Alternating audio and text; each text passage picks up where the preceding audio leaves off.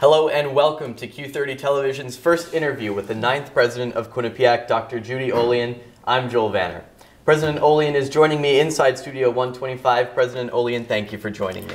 Wonderful to be here with you, Joel, and especially with such a seasoned interviewer. We're going to miss you next year. Oh, thank you so much, President Olian. And happy 21st. Thank you. Thank you. Last Saturday. Yes. Yeah. It was a good time. Glad to be 21. Looking forward to my next milestone, graduation in May. So, President Olian, besides a time zone and a climate change from UCLA, I'd say that the Quinnipiac community is unique. How are you adjusting to life in Hamden now?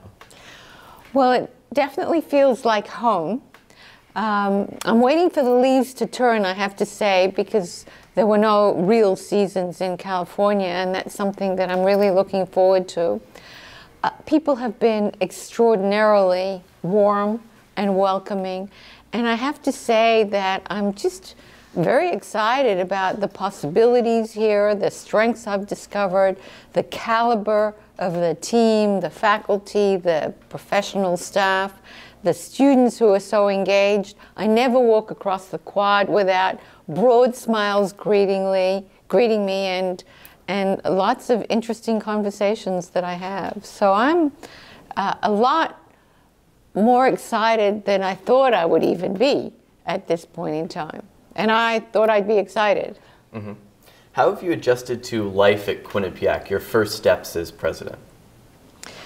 Well, you know, coming into a new institution and a new and different institution, I think you gotta learn and listen first.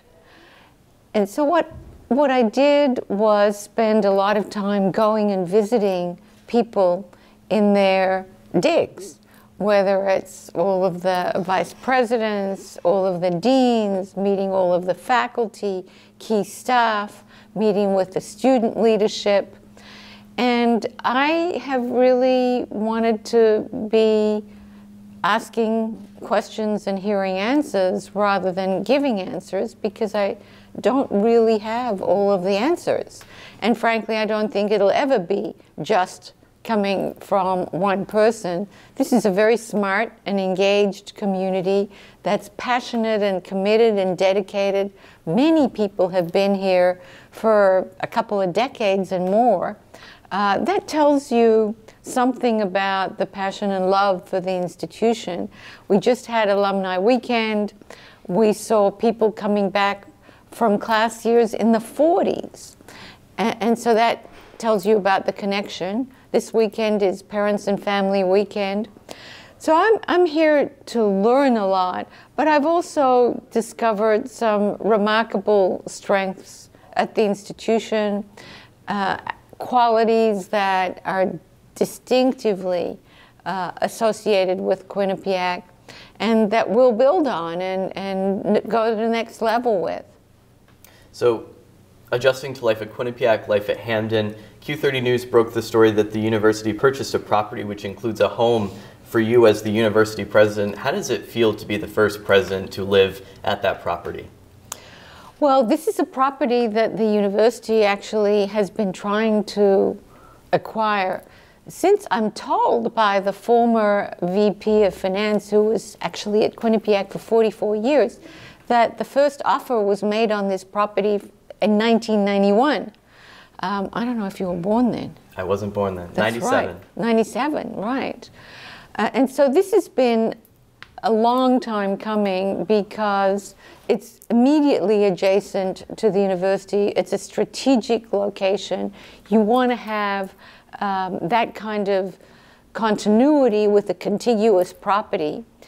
And so it's somewhat serendipitous that finally the acquisition occurred just before I arrived. It could have just as well as happened in '91 or any time since. There are a few structures on it. I'm currently living in the guest house. It's a beautiful property. And what we're looking to do is to create multiple purposes of use of a couple of the structures on the property. For example, for professor of scholars who are visiting, executives in residence. There's an event space that can be used. And so part of it is figuring out how do you have accessibility and parking in the property. But there's no doubt that it's gorgeous. And as the crow flies, and there isn't a pathway yet, I could walk right across to the south parking lot near the dorms. Wow. So you mentioned that there's an event space. Do you have any events in mind that you might like to hold on the property in the future? Certainly alumni and parents events. I intend to have students there regularly. Part of it is the question of size of the facility and what its uses can be. We first need to make it accessible because it wasn't a publicly utilized space. And that will, to some degree, dictate what the uses can be. But I see it being used by many members of the community. It is really Quinnipiac space. It is not the president's space. And going back to adjusting to life in Hamden at Quinnipiac, have you faced any challenges since joining our community? Well, the work of a university, the life of a university, is never proceeding in totally a straight line.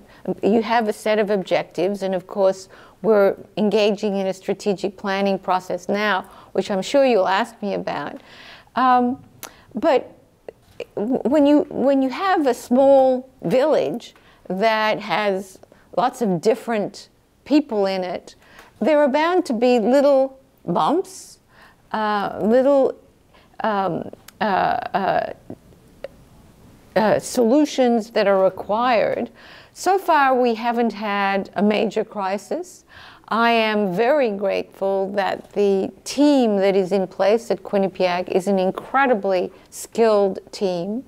And what we anchor ourselves in are the basic values of the institution, and those are our guideposts. And to the extent that we can stay within those, that's really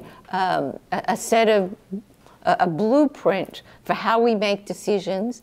And if behavior or issues fall outside the guideposts or the guardrails, that's when we talk to each other, we look each other in the eye. We have a fantastic board of trustees, chairman and executive committee that serve as guiding lights also for the institution. So I don't think any institution goes down the field towards its aspirations and objectives in a perfectly straight line, but you learn along the way, you react and make decisions along the way. We have an incredibly skilled team, and I hope that the honeymoon period lasts as long as it can, and that we get down that field without having crises. So you mentioned the strategic plan, more on the focus of short-term initiatives. What are some of the short-term initiatives or projects that you've taken on so far? We're looking at a strategic plan that has 5 key buckets. One around recruiting and recruiting and admitting talented and diverse students. Second, creating distinctive learning opportunities and amplifying what we already have.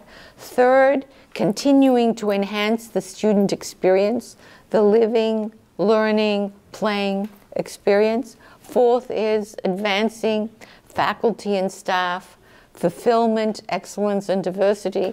And lastly, having a long-term relationship with our graduates, starting with the first job, but following them throughout their careers and lives and engaging them in the campus.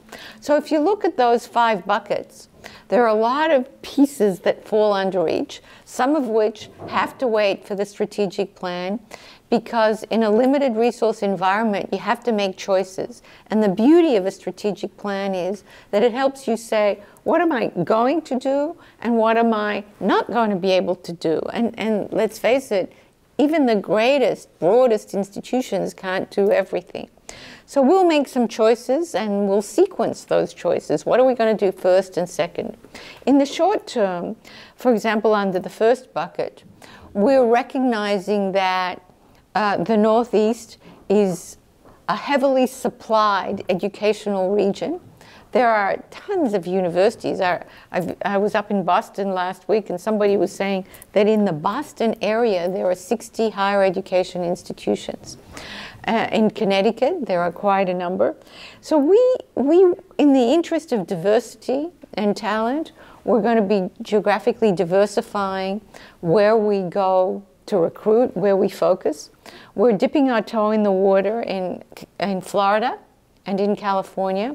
We had an admissions consultant in who said there are 3 big opportunities where diverse, talented, undersupplied students are located. And what I mean by undersupplied, where there is insufficient supply of great higher educational institutions. So we're going to Florida and California and dipping our toe in the water to build recognition, reputation. The poll is going to start becoming more visible in those local state races, in those local state issues. Another initiative that we're engaged in is to expand our wellness and counseling services. There's incredible need and demand for those services. That is a huge priority for the university, the well-being of our students.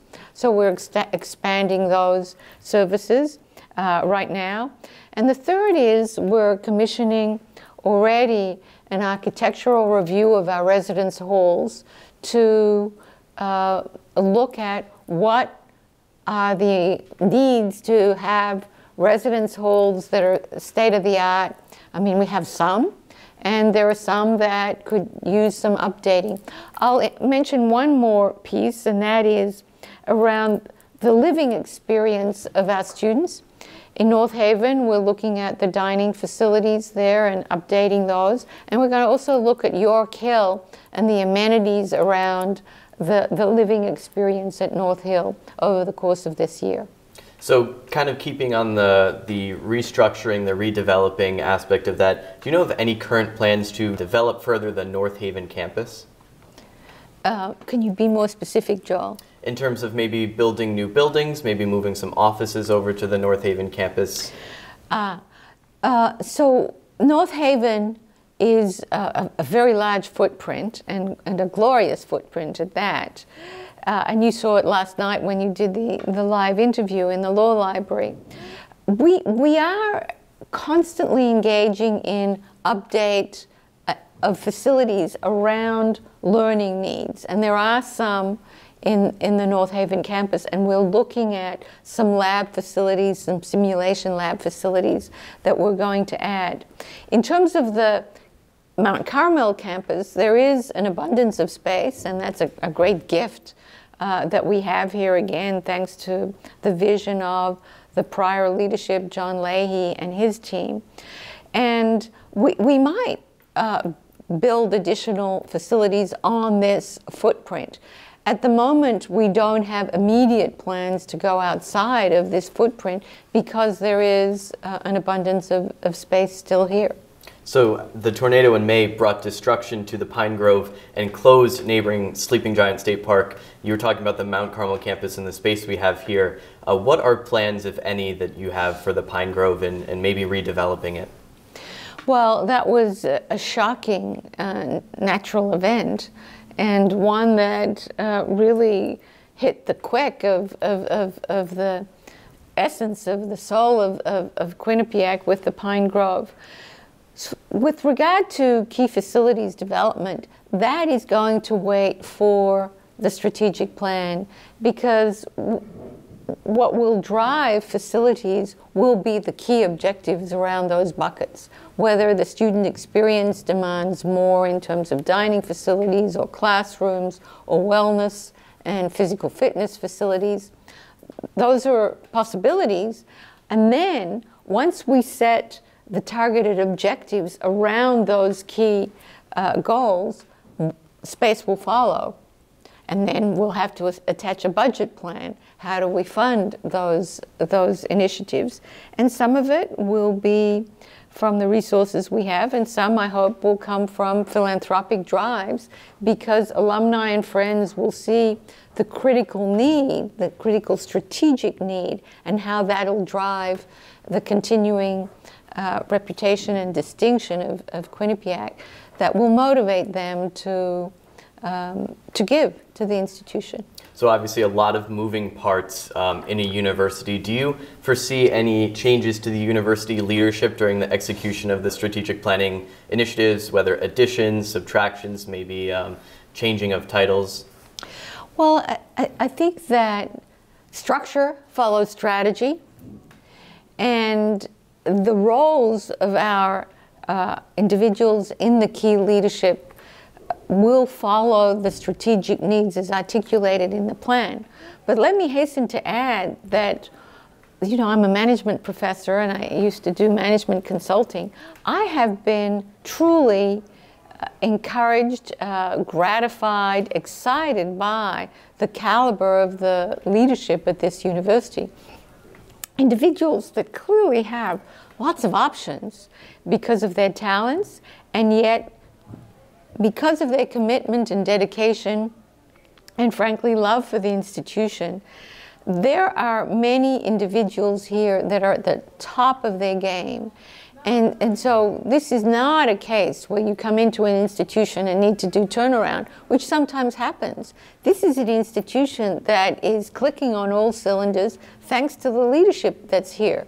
Now, are there going to be tweaks once we see the needs of the strategic plan? And they're not necessarily losses or deletions of leadership. It might be tweaking the roles that these very talented individuals play. So staying on the topic of leadership, one of the first statements you made to the university community was the addition of office hours once a month, which is not something President John Leahy did during his time here. How have your past office hours gone, and are you looking to make any changes to them in the next semester? Well, I think we're even doing them more than once a month. The one change we made was we didn't want it to be like a doctor's office where you had to come and just wait in line, and some people came pretty early, but they ended up having to wait till the end of the 2-hour period to get in. I've structured it that we're pretty disciplined about the 10-minute slots, and now you can sign up online, so you come just for your time slot. But I can tell you that it has been wonderfully educational. I take notes during the office hours because a lot of times people come with a suggestion or a question, and then I work with my team to be responsive to that question or idea. And a lot of times these are brilliant ideas that we can pursue, that these ideas spawn some really positive change. Sometimes I'll explain, well, that's a good idea, but it really has barriers to implementation, and here are what they are. And sometimes people just come in to tell me about what they're doing, which again, is, as a newbie here, is key for me to learn. What types of questions do you feel students ask the most during these office hours? What do you think is a few of the top concerns among the student body right now? Parking. I hear about that. Sometimes I hear about the lines in the dining halls. I have heard about certain kinds of curricular changes that the students would like to tweak. I've heard about the fact that any change is difficult. For example, the commencement change that we engaged in, and I've tried to explain that we went from one big whole commencement just a few years ago where there was one ceremony to 10 separate ceremonies to now 7. And there have been particular interests around some services that individuals might be looking for. But I think that these reinforce areas of need that we want to pay attention to. Sometimes students come in to tell me what a great experience they've had. I had 2 of the managing editors or editors of the Chronicle come in to tell me what a great experience it's been for them. and how the opportunities here at Quinnipiac have given them hands-on practical experience in the exact fields that they want to engage in. And I presume that everyone in this studio would say the same thing. So it's been a real mix of positive, constructive. Parents, faculty, staff have come in. Nobody has been in any way less than civil and respectful, but that's how we engaged in constructive dialogue and constructive improvement. I love it, and I hope it keeps on going. And if you have any suggestions on how I can improve the office hours, please let me know. I will come to your office hours. You mentioned commencement is an issue that some students brought up. What is your perspective on the commencement changes that happened this year? The opportunity to consolidate with some schools being together and to identify certain key speakers for those commencements, I think will actually improve the experience. And sometimes having critical mass in these commencements adds to the sense of celebration. And I understand the desire to have a level of intimacy and connection to your colleagues. So going back to the big one, I understand would not be ideal. But having some consolidated commencements where the celebration can be bigger, the commencement speakers can be targeted at that kind of aspirational and celebratory event, I think can be an improvement. In past years, graduation commencement has been held on the quad on the Mount Carmel campus versus the People's United Center where it has been held the past few years. Have you considered moving graduation down to the quad now that there are fewer ceremonies, or has that not been something up for consideration? So I am deferential to the people that have been here for many more years than I have. My understanding is that the quad can pose some weather issues. And I'm not sure that we can get a memo back from the person that sets the weather that guarantees us good weather on commencement, on the day of commencement. So I think there are some practical considerations. But working with the students, every event, every occurrence on the campus is looked at from the perspective of what went really well and what might we tweak to improve it. And I presume that after this round of commencement, with the students and with the staff, we will do the same. And if there are any changes that we think are warranted, we'll do that in a timely fashion. I hope that people forgive this change in terms of its time, in terms of the time I think we gave. I think we came out in late August, but that was because I arrived on campus only in July. But we'll know if we're going to tweak any changes in consultation with the students after commencement. So staying on the topic of communication with the student body, how have you felt more connected to the student body through your use of social media? Well, first of all, I don't think anything replaces the in-person connection, whether it's the office hours or going to student events or walking across the quad whenever I can or talking to people in the hallways or as I walk to my car. I don't think anything replaces the student connection and going to events where I see students. And so part of the fun of, let's say, last Alumni weekend was just wandering through a variety of sports events where students were participating as athletes or as the audience. Social media, to me, has been a great way to make things more personal and real and share the life of what I do or what others do at the university. There are many reasons to be incredibly proud of what goes on here, and I want to broadcast that as broadly as possible. There are small things. I was just passing through the building here, coming into the studio, and I saw two students who were propped up there on chairs, having a great time, studying, talking to each other. It just looked like a happy moment, and I snapped a shot there, and we'll post it on Twitter or on Instagram, I'm sure, later today. So it's just a way to convey personal moments as well as institutional moments. If you're not on the campus, and part of our audience is not on the campus, how do you convey the vibe, the vibrancy, the excitement, the caring, the pride, the diversity, the range of programs that you have on campus to people who are not here? And I think you can do that pretty spontaneously through these various social media channels, in addition to the formal channels on the web. So not only attending events, but you're also hosting events. Tell us a little bit more about your Women in Leadership Lessons from the Top with the People's United Center for Women in Business. My career has been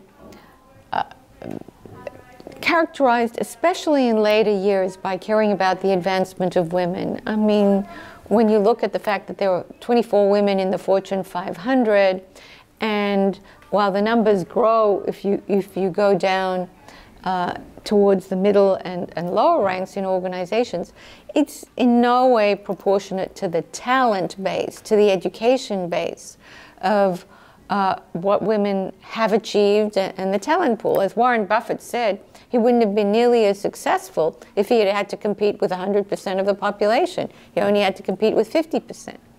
So we're missing a huge opportunity to advance society, the economy, the global marketplace.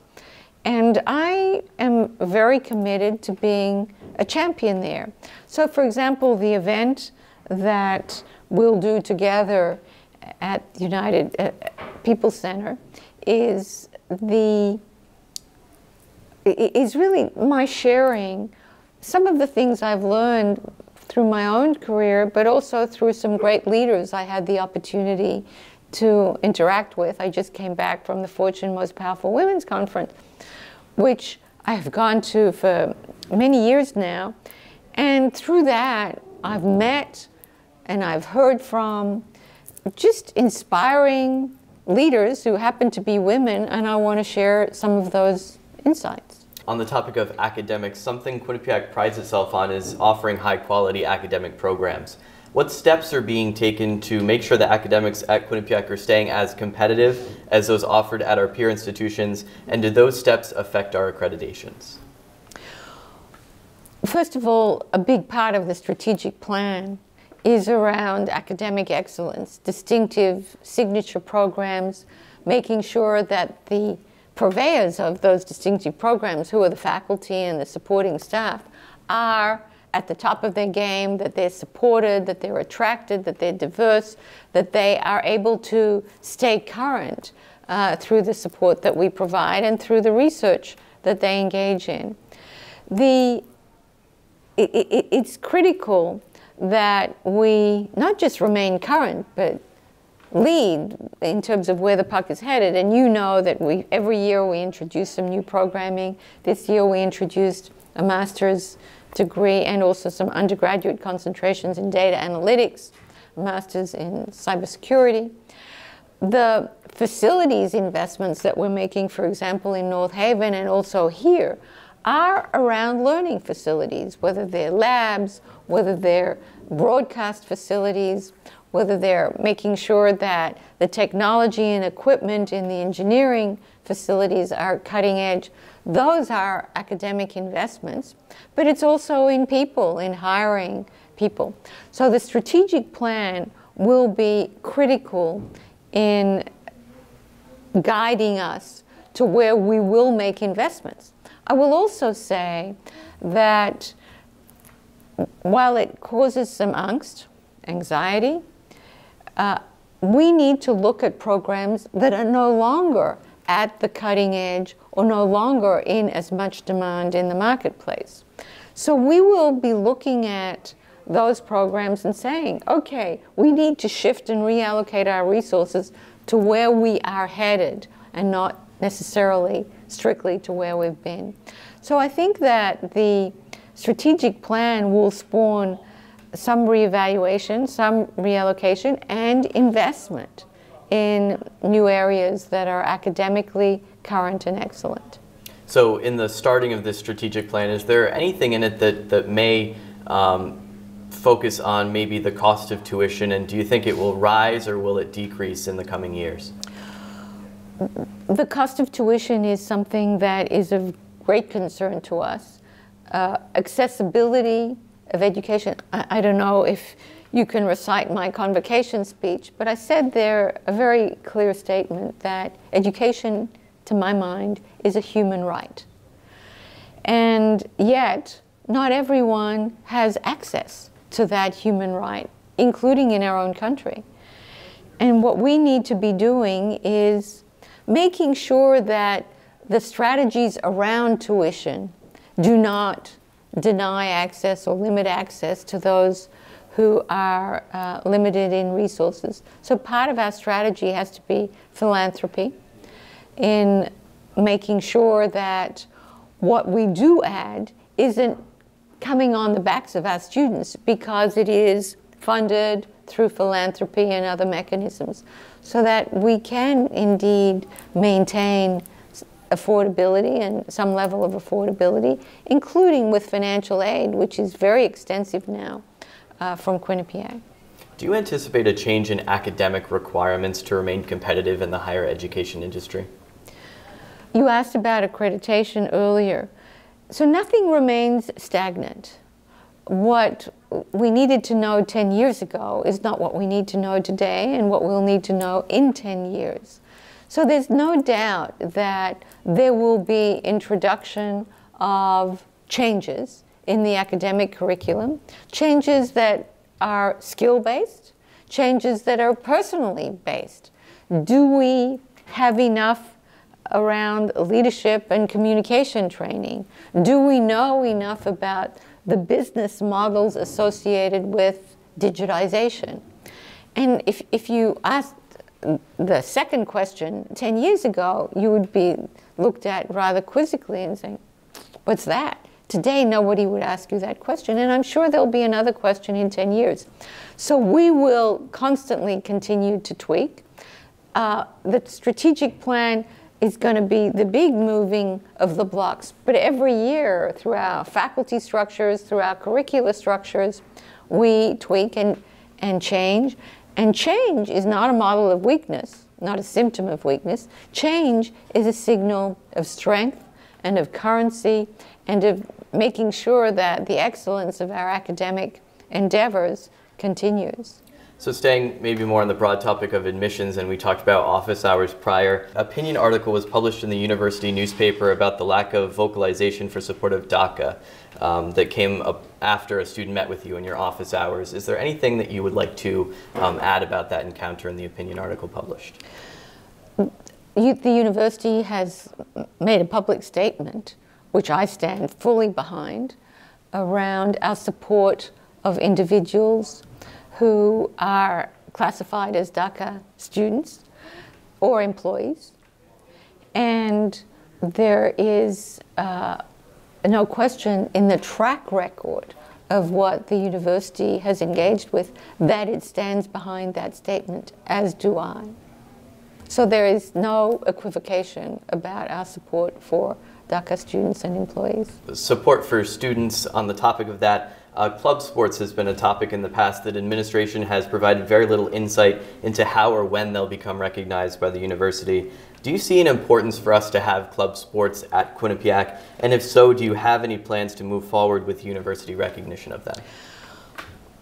The answer in a simplistic sense is yes. I would like to see club sports at Quinnipiac. As somebody who's been active all my life in not necessarily team sports, though sometimes I have, but in sports, I fully believe in just the healthy expression of oneself through sports, and it's a big part of what we should be doing here. I think there are some operational issues that have to be resolved, including space for the sports, fields, night fields for the sports, and then also the support of just the execution aspects of the teams. So we're looking at that. We're looking at how it can be executed. Again, I see that as part of the strategic plan, as part of the student experience bucket of the strategic plan. So part of the student experience at Quinnipiac is also the Hamden and the North Haven area. In the past years, the university has given match donations to what the university would pay in taxes to both the towns of North Haven and Hamden. Under your leadership, do you plan to continue this, and how are you working to improve town-university relationships? Some of the first in line in terms of who I met with were the mayor of Hamden and the chief councilman of North Haven. They are our partners.